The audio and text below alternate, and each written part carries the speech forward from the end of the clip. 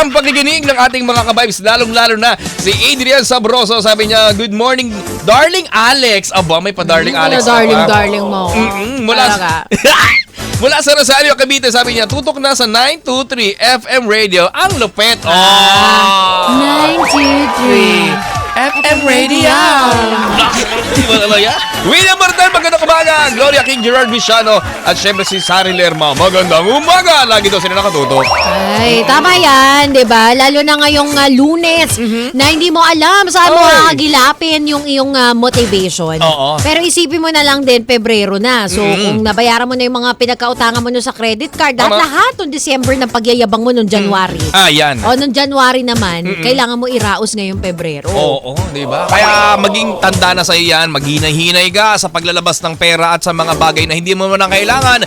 Huwag na muna masyadong maglaan ng oras. Ganyan tayo no? Pag nauubusan na ng pondo, ganyan na yung mga advice. Bumabait Pero pag meron, alam mo yun, deserve mo yan. Diba, Minsan mo lang to gagawin, investment yan. Oo. Feeling mo tiba-tiba ka. Kaya sa laula ka sa pera mo, di ba? Ngayon, nagdidildil ka ngayon ng asin. Magdusa ka. Pero sa totoo, may mga kilala akong tao na sobra sila kung mag-accounting. Sarili na lang nilang pera, ina-accounting pa. Ikaw ba Ganun ako. Ganun ka? Oo, syempre ganun talaga may lahing inchik, be. Ay, oo nga. Kaya pala may kaya.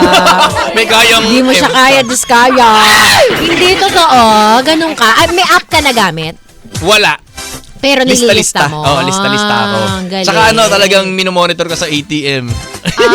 budget talaga Ako, bahala na. Basta nakamonitor yon. Pero yung mga ginagasa, sige lang. Kaya lang. Tapos susunod na, oh my gosh.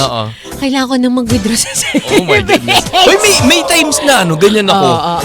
May pera, may sobra naman. Sige, go. Hanggang sa hindi ko na siya namomonitor, namamalayan. Ala, napalaki na yung gastos nga. Totoo, kaya ang dami sa mga kakilala ko hindi nagwi-withdraw ng pera. Kasi pag nakalabas daw ang pera, ubus mo agad. Tuloy-tuloy. Pag nabarihan ng 1,000, wala na yan. Wala na. Yung 1,000 considered as wala na. Totoo. Taray, yaman. Taray! Hindi kasi tapos, 1,000 wala na kapag iyan ay nabarya na.